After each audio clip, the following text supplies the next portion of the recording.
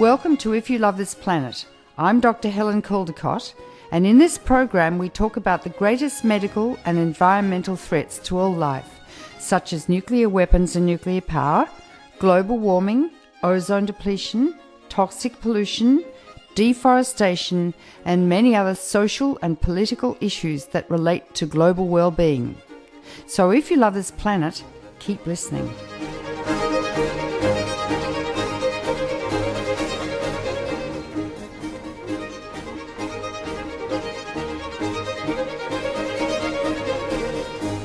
Hello and welcome to If You Love This Planet. My guest today is Arnie Gundersen, an energy advisor with Fairewinds Associates, a company who provide research analysis and paralegal services around environmental and energy issues. An independent nuclear engineering and safety expert, Arnie provides testimony on nuclear operations, reliability, safety and radiation issues to the Nuclear Regulatory Commission, to congressional and state legislatures, and government agencies and officials throughout the US, Canada, and internationally. Arnie Gundersen has been a leading voice globally about the impact of the Fukushima nuclear disaster, and he joins us now. Welcome again, dear Arnie Gundersen. Hi, thanks, Helen. Thanks for having me. Well, we will first do Fukushima. I want you to bring us up to date now on what is currently going on there about radiation releases both to the air and to the sea, and your prognosis for the future about what is going to happen there. So let's start at the beginning. What's happening now? Okay. Well, let's talk about the condition of each of the reactors. Reactor 4 remains the most tenuous, and that's when you look at it from the water, it's the one furthest to the left. It's the reason it's tenuous is twofold. One, it doesn't have any containment at all over its fuel. The other containments may be broken, but this fuel has no containment. And on top of that, there's a full nuclear core of hot fuel in the pool. So what happened in the last month was, for a period of a couple days, the pool ran out of cooling water, and the cooling pump failed, and then the backup pump failed. You've got to remember, this is jury-rigged stuff, so none of it is seismic or anything like that. But anyway, both pumps failed, and the pool started to heat up at 10 degrees Celsius or 18 degrees Fahrenheit a day. That's high, isn't it? Yeah, it starts at 30 degrees, so it's got to get to 100 Fahrenheit centigrade in order to boil. So it had about 7 days before it began to boil. But, if you see in the pictures, this is an enormous pool. So it gives you an idea, even 18 months after the accident, in fact, there's a lot of heat left over. So and then on top of that, it would take about another week for the water to boil off. So essentially, Tokyo Electric had about 2 weeks to get this problem fixed, and they had it fixed in about 2 days. So the good news is they fixed the problem. The bad news is they had the problem. In the bigger sense, though, Tokyo Electric has been ripping off the top of the building, and in preparation to build a building over that building so they can get the fuel out. A lot of emails saying, "Oh my God, the building's falling apart." In fact, it's being deliberately destroyed. But Tokyo Electric did announce that the sides are bowing, and sides of the building. Sides of the building, yes, are bowing, and but they're saying, well, it's not related to the earthquake. In fact, now this is going to be really geeky stuff here, but it's a bow at that spot on the side of the building is something called the first mode Euler strut buckle. And it's an indication of an earthquake hitting and buckling the building. So I believe that the condition of the building is twofold. One, it had an explosion, and on top of that, it suffered the earthquake. So it's the most tenuous. As long as there's no major earthquake, even if they lose cooling, they have about 2 weeks to fix it. But if there's an earthquake and the building were to crack, or the pool were to crack, or the building were to topple, it certainly is devastating to Japan and potentially, contaminates the entire northern hemisphere as well. So they've got to move the fuel out just as fast as possible to prevent the building from collapsing in the event of an earthquake. Well, how fast are they going? What's your prognosis for when they can put a new structure up, to put the very heavy cranes on top, to be able to move the fuel, Arnie? Well, they're finally under pressure, international pressure, as a result of, I'm sure, your readers, I'm sure the Fairewinds readers. The Japanese ambassador, a guy named Akio Matsumura, began a campaign and finally got some worldwide attention. So TEPCO is finally paying attention. But a year ago, I said on another radio show that the solution was to build a building over the building. Yeah. And that's exactly what TEPCO announced last month. So they're just taking too long to get to the obvious decisions. They claim they can start offloading fuel before the end of the year. That's not going to happen. No. But they've, my guess is the soonest they could get a building erected and in place to do this kind of a fuel move would be 18 months. So we're talking the beginning of 2014. Wow. So we all got to cross our fingers and hope that there's no that Mother Nature doesn't get angry and the building holds intact. So, Arnie, what's the weight of the fuel in that spent fuel pool number 4? How many tons? Oh, it's got 1,500 fuel bundles. And how many fuel rods in each bundle? Oh, 60 to 100. So there's almost a million fuel rods. A million fuel rods. Off my head, I can't remember the weight. I think it's about 100. Oh, it's more than 100 tons. Yes, I know it's more than 100 tons. Yeah. And it's 100 feet above the ground, isn't it? On that damaged building. Correct. And if it goes down, it will release about 10 times the amount of cesium itself as was released from Chernobyl if the pool burns. Is that correct? Yes. The fear, once the fuel becomes uncooled, without water in contact with the fuel, it will heat up and the zircaloy clad will burn. And at that point, there's no science out here. This is something that no one ever anticipated could happen. There's a Brookhaven Labs report that says that well over 100,000 people would die and 40 or 50 square miles would be contaminated.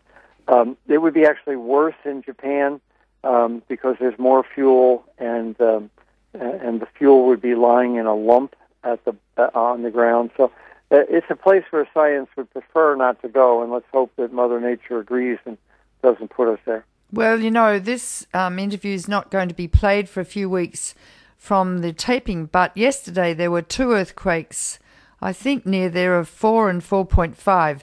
On the Richter scale, they're not very big, but the ground is still very shaky around there, isn't it? Yes, and the way the Richter scale works is for every 10 earthquakes out of 4, you get 1 5, and then for every 10 5s, you get 1 6, and for every 10 6s, you get 1 7. So we are getting a few 6s as well in the area. So that means that on the horizon is a 7, and if the plant were to be hit with a 7, not 50 miles away, but near the plant, the structure would likely either the pool would buckle or the building would collapse, and both of those are things none of us want to happen. Well, and the other terrible situation would be, Arnie, that the whole complex would have to be evacuated, so therefore that could lead to a cascade of other dreadful events. Is that so, and would you describe them? Yes. Actually, it almost happened here in the United States. Dresden 1, which was a reactor that had been shut down, it was shut down and mothballed, and they forgot to turn the heat on. And the pipes froze, and the pool started to drain. They estimated that within another day they would have lost all the fuel pool cooling water. And within the NRC report, they talk about lethal radiation out for 100 yards. So if that Dresden 1 experience gets extrapolated to Fukushima Daiichi Unit 4, If it were to dry out, there would be lethal radiation for over 100 meters, which means that Fukushima Unit 3 becomes uninhabitable, and likely Fukushima Unit 2 becomes uninhabitable. So the concern is that the gamma radiation flying off from this fuel would make the site so radioactive that the people would have to withdraw, and you'd have the situation in Unit 4 repeating itself in 2, 3, and 1. That's really low probability, but it's certainly plausible based on what happened here in the States on Dresden Unit 1. When did that happen at Dresden Unit 1? In the 80s. The unit had been shut down and mothballed, and a night watchman was walking around, and it was cold. They had turned the heat off, and he had, with his flashlight, he found 60,000 gallons of water in the basement that hadn't been there the day before. And he reported it, and they found the pipes had frozen, and the pool had lost 60,000 gallons of water. Gosh. So it was a close call. It's one of those close calls you don't hear about very often, though. And Dresden is in Illinois, right? Yes. Yeah. Okay, so let's get back then. You described Building 4, Unit 4. Let's go systematically through the other situations currently existing at Fukushima. Yeah. The most interesting one scientifically, and the most frightening one, too, is Unit 2. They put a probe down, not inside the containment, but outside the containment, in a building called the Torus Room.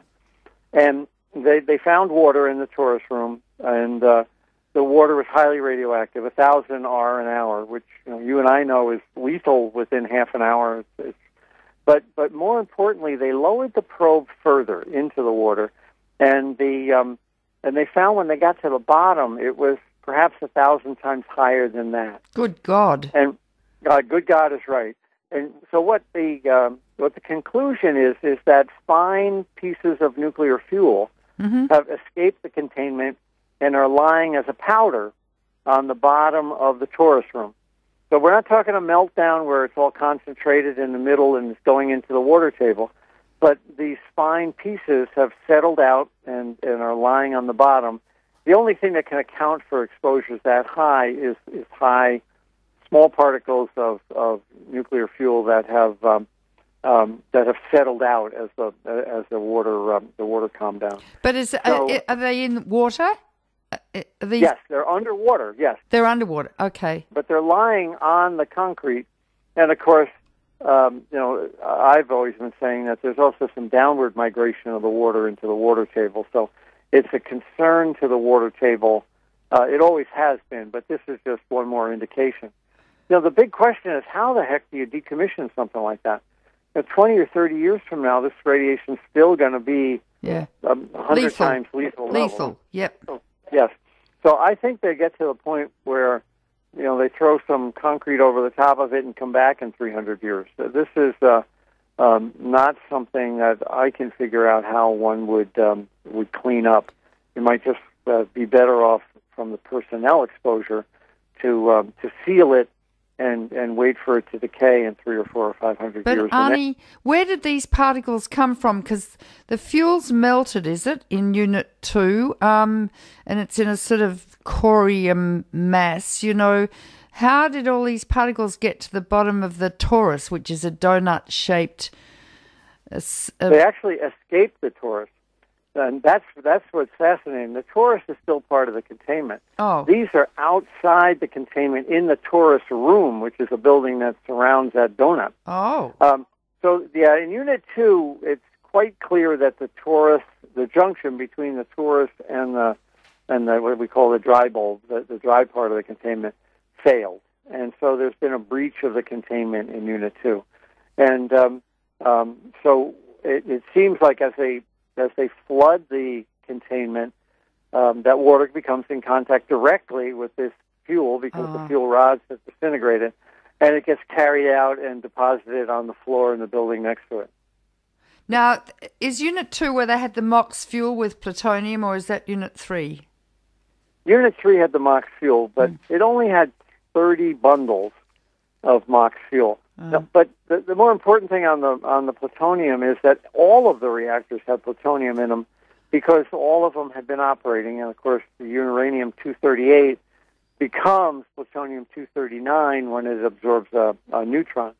So there was close to a ton of plutonium in each of those reactors within the fuel bundle, not in a single location, but scattered throughout the fuel. So there is plutonium-239 in all 4 reactors as a result of the fact that the fuel was irradiated. A ton of plutonium in each reactor?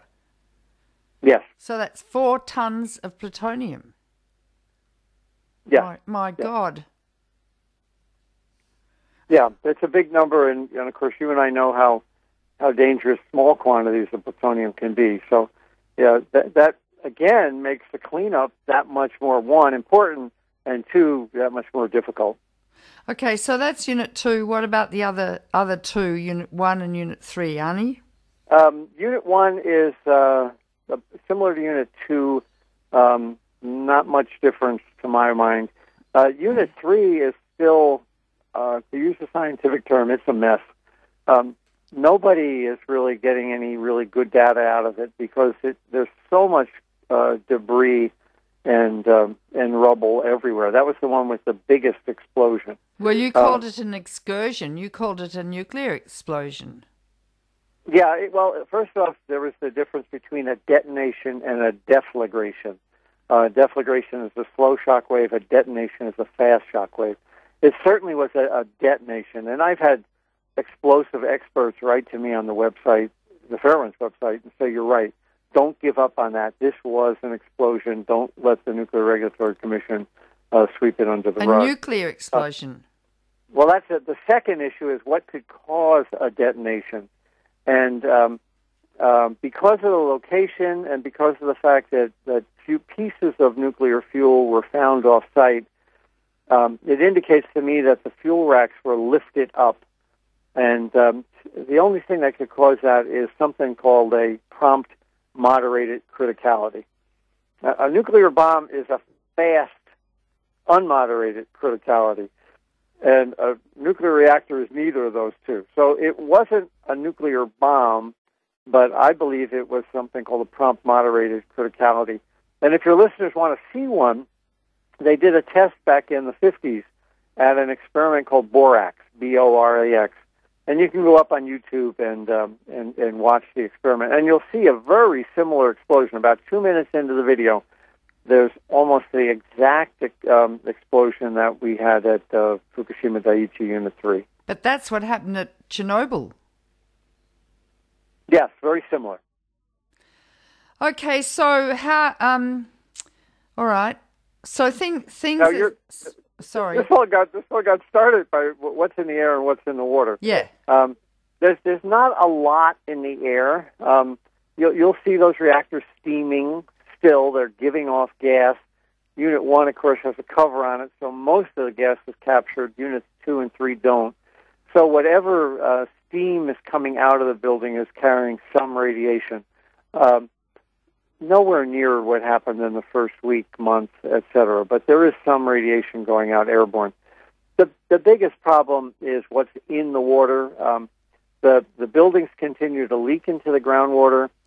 But on top of that, the entire prefecture, in fact, most of northern Japan is contaminated.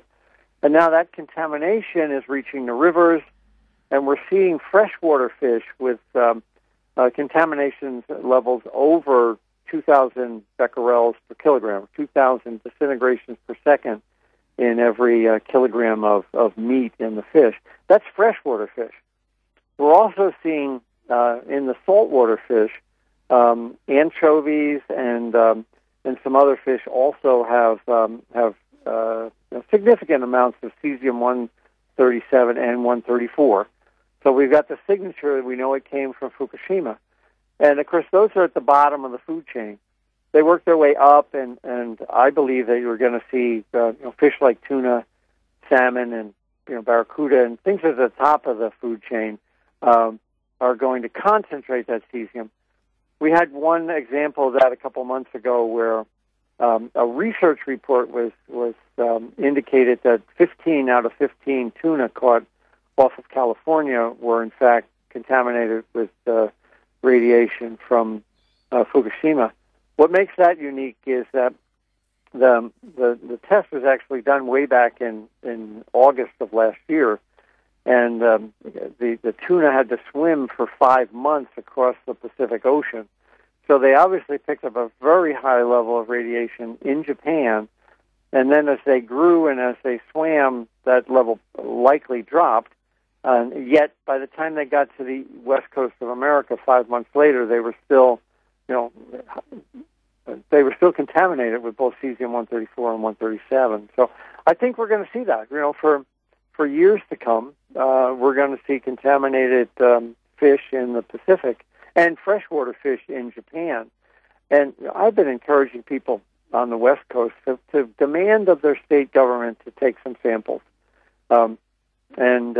Because the U.S. government is not taking samples. And, of course, what samples are being taken, if it's below an arbitrary number, the authorities are not announcing what that number is. I'm sure the authorities have caught fish and they're contaminated, and to avoid a public health scare or more likely to avoid a business collapse in the fisheries, they're not telling people what the number is. Is the radiation high or low? I don't know, but I'm sure they're detecting it in fish, even on the west coast of the United States. Yeah. Well, what they say is don't worry about it. It's below levels that you need to worry about, and that's an absolute lie because if you eat some cesium in your fish and it gets into your brain, just a small amount, very small amount, or into your heart muscle or into your pancreas or wherever, that cesium stays in your body for a long time. So therefore, the surrounding cells receive an ongoing dose of radiation, beta radiation and gamma radiation, which will mutate the genes in the cells, which could later induce cancer.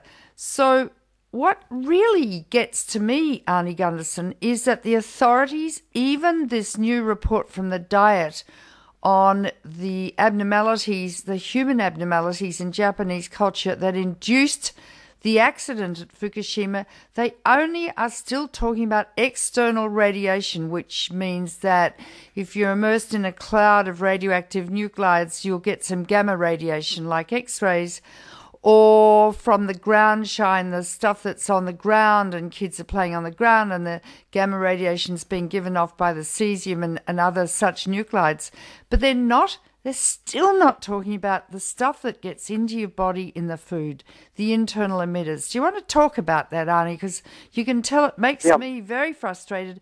Even those people who are extremely well-intentioned, are still ignorant, it seems, about internal emitters. Well, I think there's a couple items there. First off, there's this linear non-threshold, so there is no de minimis number below which you're safe. But more importantly, if essentially the data tells me if they caught 15 tuna and all 15 were radioactive, that's a pretty good indication that almost every tuna in the Pacific is radioactive. Yeah. So while there is low concentration, there's a lot of people eating that, so that therefore there will be cancers as a result of this. The other thing is that cesium, people are saying, well, the cesium's already decaying away. The 134 has a 2-year half-life. And yes, that's good, but the 134 has twice the energy of a 130. Twice the radiation. Yep, twice the radiation. Twice the power. It's got a 2 million electron volt decay compared to a 1 million electron volt decay. So the 134, while it's around, packs much more of a wallop than a 137. Yeah, but it'll be around for 20 years. You multiply a half-life by 10 or 20, so it's around a long time. So that argument is fallacious. Yep. But let's get back to the Japanese that are exposed to this, which is one of the things the diet was talking about. And really, we should talk more about the diet report, the broader implications. Yes. But on the dose issue, you're absolutely right. People are walking around with a Geiger counter in their hand at waist level. Yep. And if it's relatively low within where background used to be plus or minus 100%. They feel like, well, okay, this is the best I can do. I'm safe.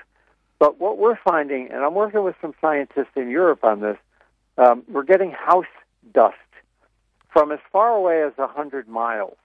And people are sending us samples. And if you're interested in that, you can check on the Fairewinds website, and we can put you in touch with that.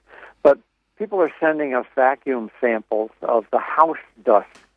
And in Japan. In Japan, yes. But still not right a couple miles away from the Daiichi units, but as far away as 100 kilometers. And we're finding levels on the order of tens of thousands of becquerels per kilogram. What? And in one tens of thousands? Yes, per kilogram of dust.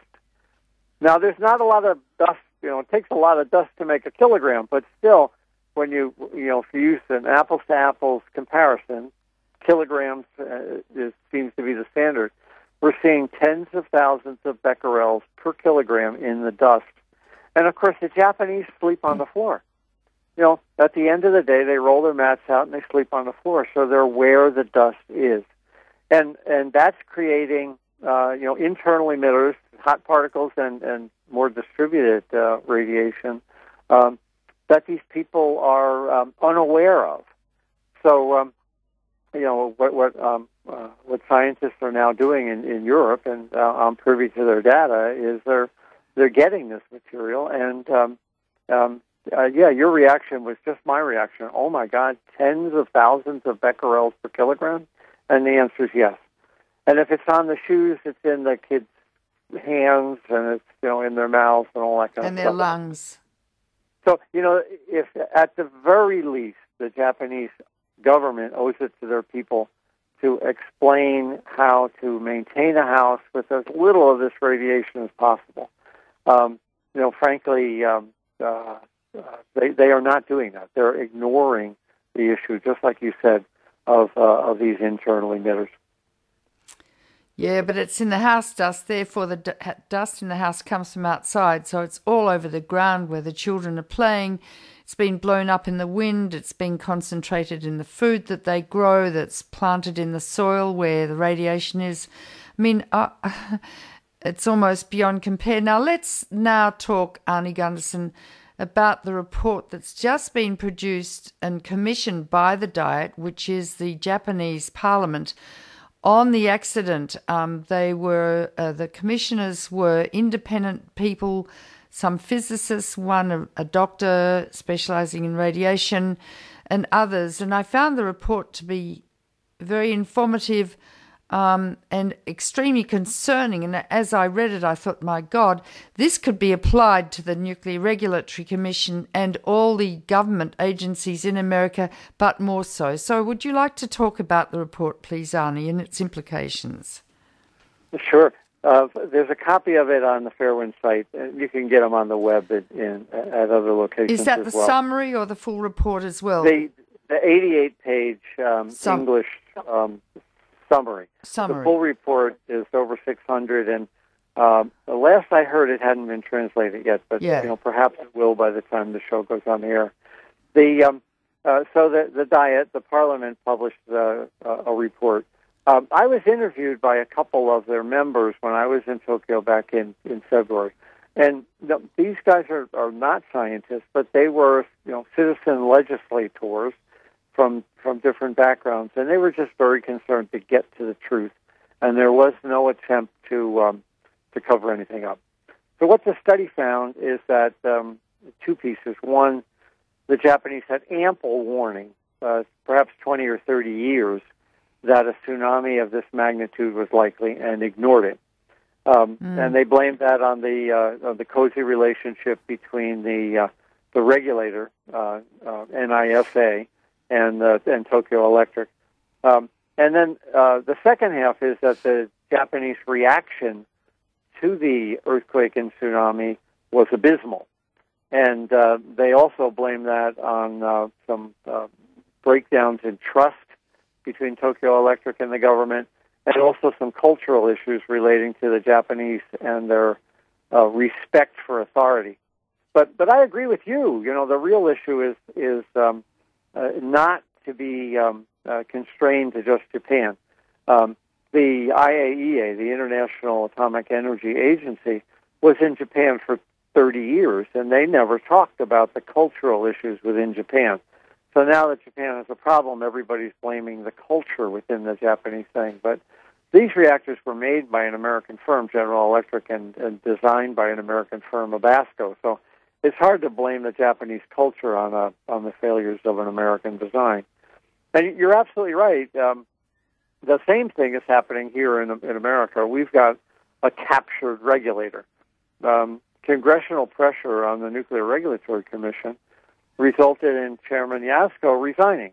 Chairman Yasko resigned at the beginning of July, and he was under pressure for months from Congress, including congressional hearings about his management style. And finally he said, enough is enough, I'm out of here. So this is an industry, and it's not a Democrat-Republican. There are some good legislators like Ed Markey in the House and Bernie Sanders in the Senate. But by and large, the nuclear industry controls both the Democratic Party and the Republican Party when it comes to nuclear policy. So to expect the regulator to do its job when it's witnessed, it's the chairman getting pulled on the carpet from Congress, I don't think that's going to happen. The problem starts and can stop at the Congress, and once they demand that the regulator actually regulate, we stand a better chance of decent regulation here in the United States. Yeah, but look, let's be frank. The intrigue and the wickedness of the nuclear industry, which don't give one flying goddamn about the people. When you read the report from the Diet, the cover-ups of abnormalities that have occurred time and time and time again, or lack of investigation into abnormalities, it's exactly the same in America. I mean, I don't know why there hasn't been a proper meltdown yet in America, but it's even more, what's a word? Not intriguing, but the intrigue and the corruption, I think, is more profound in America than it is in Japan, number one. Number two, behind the nuclear power industry, of course, is the weapons industry. And the association between the ongoing nuclear weapons industry, which is so powerful, and the nuclear power industry, that they're incestuous and they have so much money, which is taxpayers' money, that they shovel into the pockets of all or most of the congressional and Senate representatives. And it's exactly the same as what happened with TEPCO and the Japanese government. And what we need to be able to do is to use this report on Fukushima and translocate that in a very powerful way into the American cultural climate, if you will, on all things nuclear. Would you like to address that, Arnie? Yeah, as a former member of the nuclear industry, I can assure you that not everyone is wicked. No, I don't mean that. You know, I was generic. I was being generic. Yeah. Okay. I think it's the plants are robust, but but yet it's really a matter of luck. The Japanese were unlucky, and so far, the Americans haven't had an act of God or a terrorist act that's provoked the same thing that happened in Japan. But to my way of thinking, it's just that the Japanese were unlucky. You know, if you look at the Oconee units, which are in South Carolina, 10 miles upstream is a huge hydroelectric dam.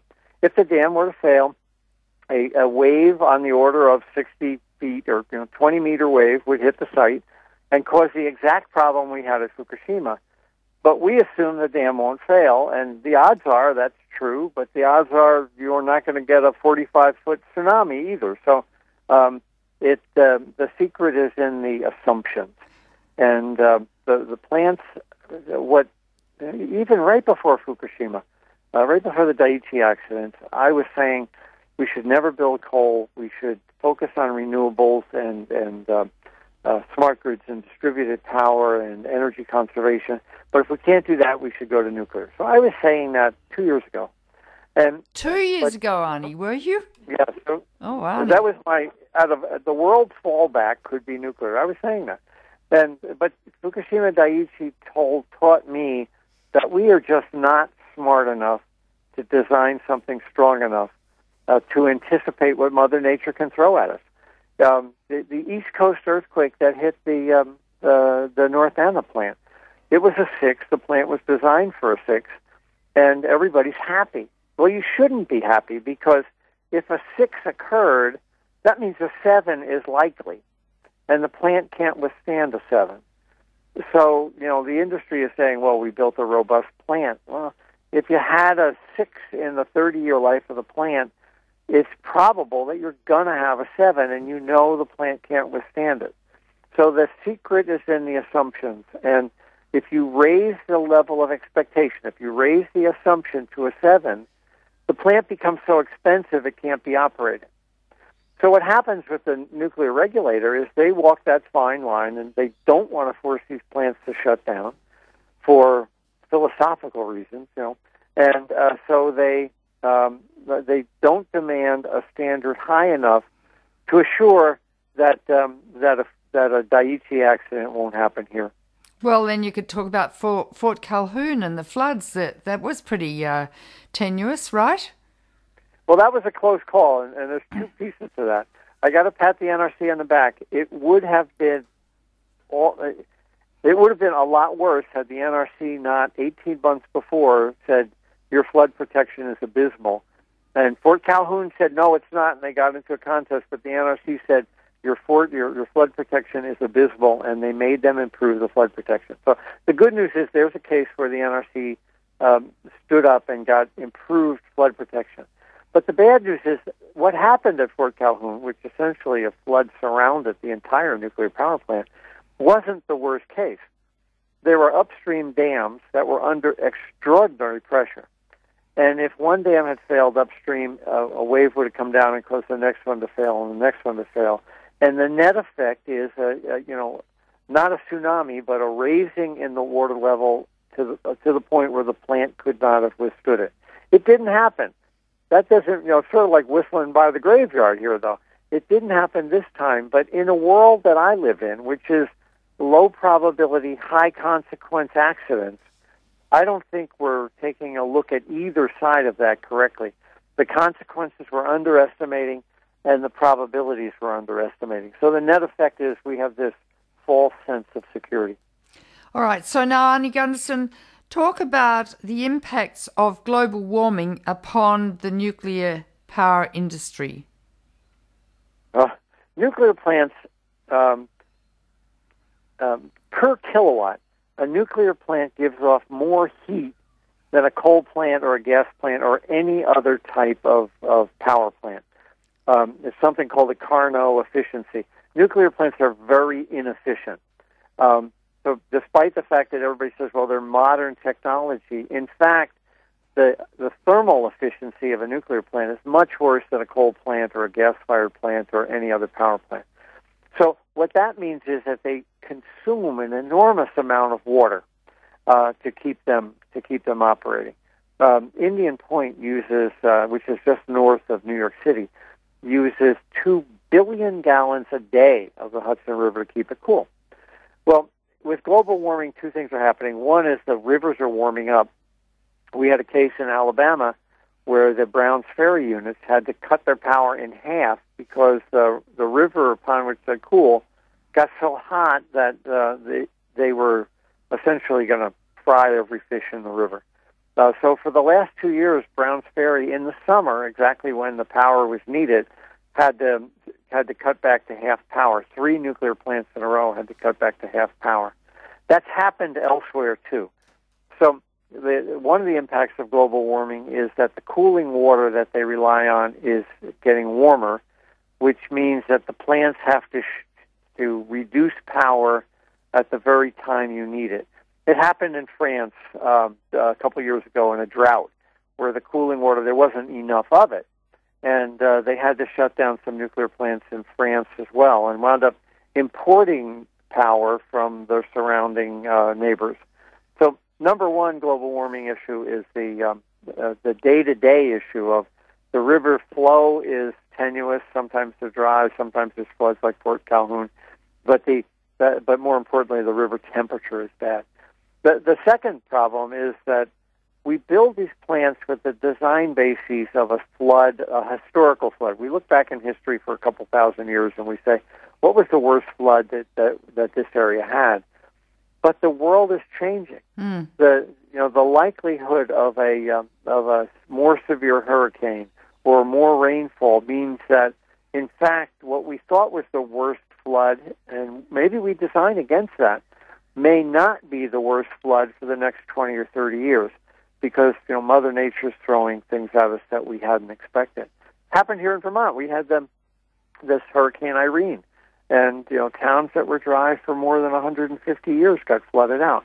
That's a global warming phenomena, and I think we can anticipate stronger storms, higher storm surges, and more rainfall. So, are the plants designed for that?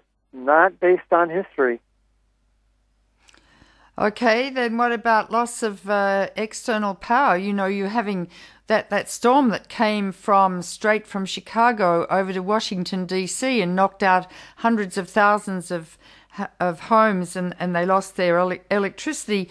You lose your electricity from your reactor, and maybe your emergency diesel generators don't start, and you've got a Fukushima on your hands.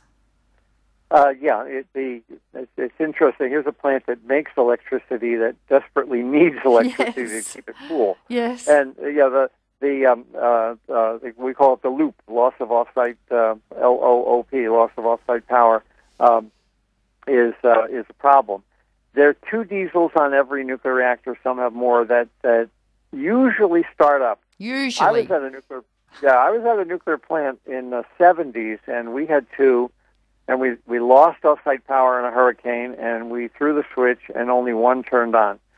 So the only thing between us and a meltdown was that 1 diesel. And for 6 hours, you just pray that it keeps running until we were able to restore offsite power. It's gut-wrenching when you're down to your last line of defense. But the theory is that the diesels carry you through a loss of offsite power. Theory.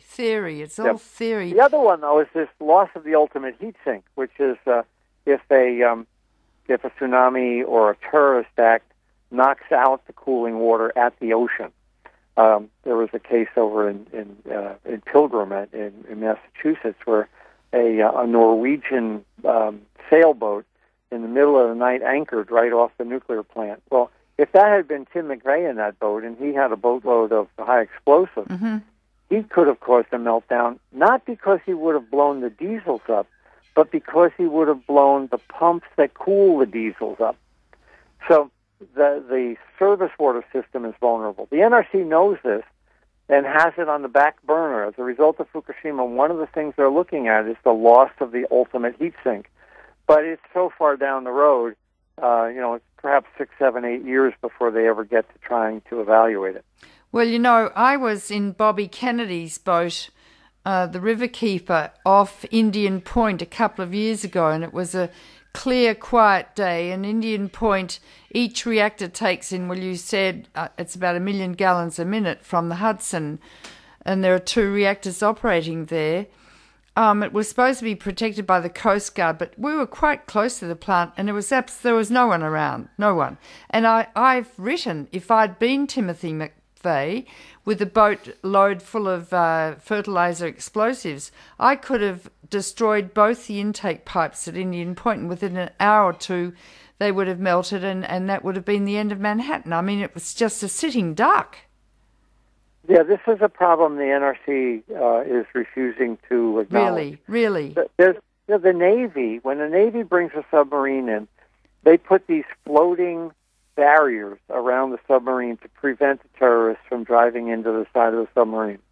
Well, you could do that off a nuclear plant, except the Nuclear Regulatory Commission doesn't demand that these utilities put these floating barriers around the plant to prevent exactly what you're saying.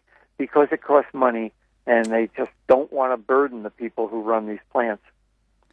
Now, then we've got sea level rise and catastrophic storms in the oceans that are occurring more and more frequently, and many of the reactors, Arnie, have built at sea level. Yeah, that's interesting. There's a plant down in Florida, Turkey Point, and there's several gas plants and things like that on the site, and there's 2 nuclear plants. So it's Turkey Point 3 and 4. The 1 and 2 are gas, and 5 is gas. But so 3 and 4 were built 40 years ago, and they have one storm surge for the anticipated storm that they thought about 40 years ago. Well, now Florida Power and Light is talking about building 2 more called 6 and 7, Turkey Point 6 and 7. Well, when you look at the new storm surge, it's a couple meters higher than the old storm surge. What is a storm surge? What is a storm surge? Oh, when a hurricane comes in, it's a low pressure. And at the center of the hurricane, the water, the sea level, can be as much as 15 or 20 feet, 7 meters higher than outside the center of the hurricane. The eye has a higher water level than the sides of the hurricane. Right. So if the hurricane were to come in, the new reactors realize that the storm surge is going to be really bad. The old reactors were not forced to change, so the old reactors can't withstand the storm surge that the new reactors can withstand. So there's an example of a double standard. You know, the Nuclear Regulatory Commission said, yeah, but they were grandfathered in. What we thought was the best decision we could make back in 1970, you got to live with. And I'm of the opinion, no. If you've got better science, you change the design basis. You make the plant more robust. But if you do that, they get so expensive they have to shut down. Okay, now let's talk about the NRC's new dictum on radiation exposure to say that if there's a meltdown, you don't have to worry because, in fact, there's new data from an MIT study that looked at radiation effects upon mice, which is and was funded by the nuclear industry. This study, which is a very fallacious study, but using that study, they're saying, don't worry, people can be exposed to radiation, it's not too serious, and we therefore don't really have to evacuate people if there's a meltdown around a nuclear power plant. Do you want to address that, Arnie Gundersen? Yeah, first off, it was an MIT study, and you have to remember, MIT has the Tokyo Electric chair. Tokyo Electric has actually endowed a chair in the nuclear facility, the faculty at MIT. Oh, my God. Can they be absolutely objective? I doubt it. Rather than bore your listeners to death with the detailed breakdown, there's a phenomenal 6-minute YouTube video out that dissects this MIT thing, and it's by a guy named Ian Goddard, Goddard, and he's got a great piece. Ian and I have composed one video for the Fairewinds site about low-dose radiation, but on his own, he put together a first-rate video that dissects the MIT study. They used 15 mice and they fed them for a month, and they determined that radiation was safe, and therefore we should keep 15 million people, happy after a nuclear accident instead of evacuating. There's a lot of problems with the study, but it made enormous publicity because it was so favorable to the nuclear industry, and they controlled the mainstream media. There's so many more important stories that were negative for the nuclear industry didn't ever get the coverage that one story about the 15 mice did get. And again, it's Ian Goddard, and just a great short 6-minute video totally destroys their argument. Okay, well, now talk about how the NRC's extrapolated from that to evacuation orders if there's a meltdown. Well, they've gone back on their original study and decided that it's really not necessary to evacuate many people at all. You know, that's been their goal for years. Under one of their chairmen, I think it was Dale Klein, his goal was to eliminate the evacuation plan completely. is saying that these plants were so safe they didn't need an evacuation plan. And if that's true, I think that's just wonderful. If they don't need an evacuation plan, they don't need Price-Anderson insurance either. And if they want to give up the Price-Anderson insurance, then we can gladly accept the fact that they don't need an evacuation plan. Of course, they won't do that.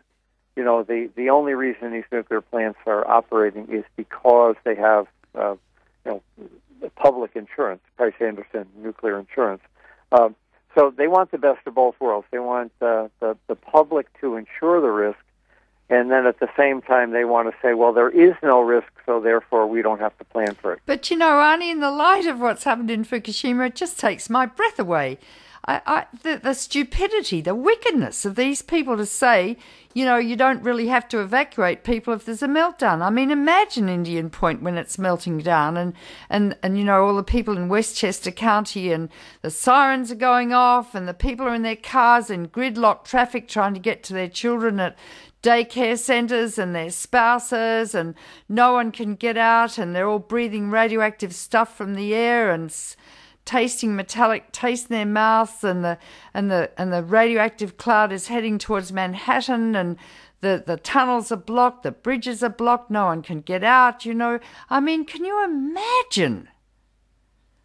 Well, if you look at all the assumptions that go into emergency planning, they always assume it occurs on a nice day and all the street lights work and everybody behaves reasonably.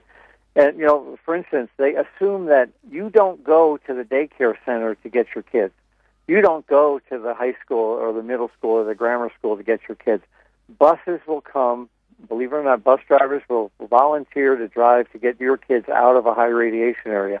And the last thing the emergency plan counts on are, 700 mothers in their minivans descending upon their grammar school to personally evacuate their kids. Another example is up at Seabrook, the emergency plan there. Seabrook has a beautiful public beach very near the plant.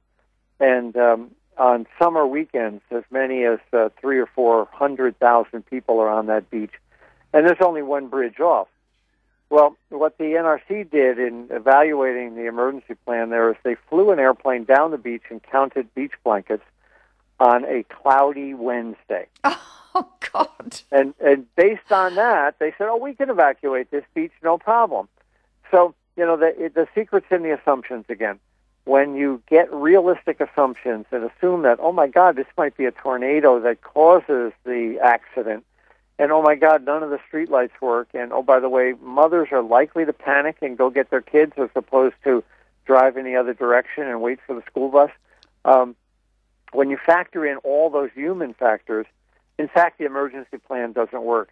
The other thing that came out of the diet report, amazingly, was that 80% of the people didn't know that there had been a nuclear accident.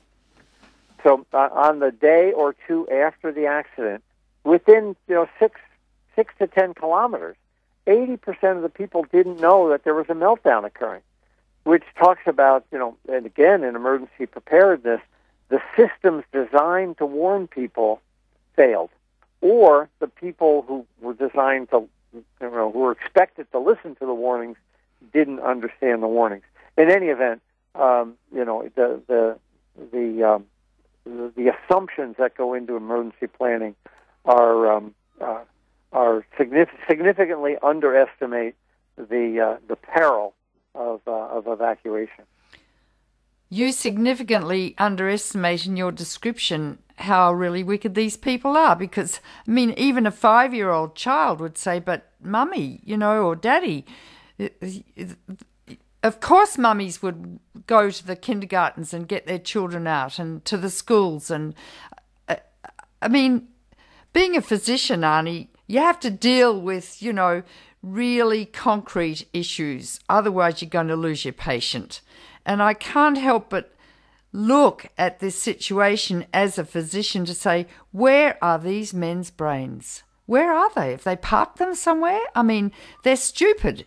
It's more than stupid, but they're stupid. You can't assume things like that when you're dealing with the life and death of hundreds of thousands of people.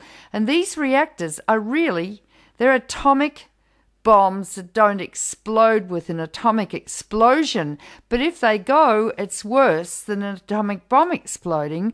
And they're sitting there, and as one, I don't know, was it Alvin Weinberger or someone, one great physicist, pioneer, said, well, look, you can have a nuclear plant operating totally normally for 40 years, but it produces all this waste. And that's the problem. Even if it functions normally and there's no accident, you've got all this waste that lasts for hundreds of thousands, if not, up to 1 million years, which is going to leak and contaminate food supplies and the like. So you can argue till the cows come home that the reactor might be safe, that it's not going to be a meltdown, but then people end at the life of the reactor, whereas they should be extrapolating for 1 million years beyond that. I believe that people who run them think they're foolproof. Yeah. And they think that Fukushima was can't happen ever again. So, but I have a saying, and it's sooner or later, in any foolproof system, the fools are going to exceed the proofs. Yeah, but then you've only gone for the 40 years, Arnie. You have not extrapolated to the nuclear waste issue. And as you said, the risk is low of a major accident, but the consequences are enormous. And Chernobyl has contaminated now 40% of Europe for hundreds of years. But once again, I go back to the legacy we leave our descendants, which is the waste, a carcinogenic legacy. And I fear as an engineer, I worry about when the power plant breaks, what can happen, and I know the probabilities are nowhere near as low as what the Nuclear Regulatory Commission assumes. We're dealing with a technology that can destroy a country. 40 good years and one bad day wipes it all out. Yeah, can destroy a country. Well, on that really happy note, I'm sorry I got sorry I got a little emotional, Arnie, but how many years have I struggled to save my patients' lives, my children with cystic fibrosis and with leukemia and the like. So I can't help but be a little emotional on account of I love those children, and I know that, you feel the same way. So look, once again, a fascinating interview. I'm sure that people will in droves listen to this, and we'll get you back in a few months' time for another update. Arnie, if something terrible happens in the interim, we'll get you back before then. All right, Helen, thanks for having me. Thanks, lovey. Bye-bye. Bye-bye. My guest today on If You Love This Planet was Arnie Gundersen, an energy advisor with over 30 years of nuclear power engineering experience in the United States. I thank you so much for listening once again, and we'll be back next week with another, hopefully, fascinating program. Bye for now.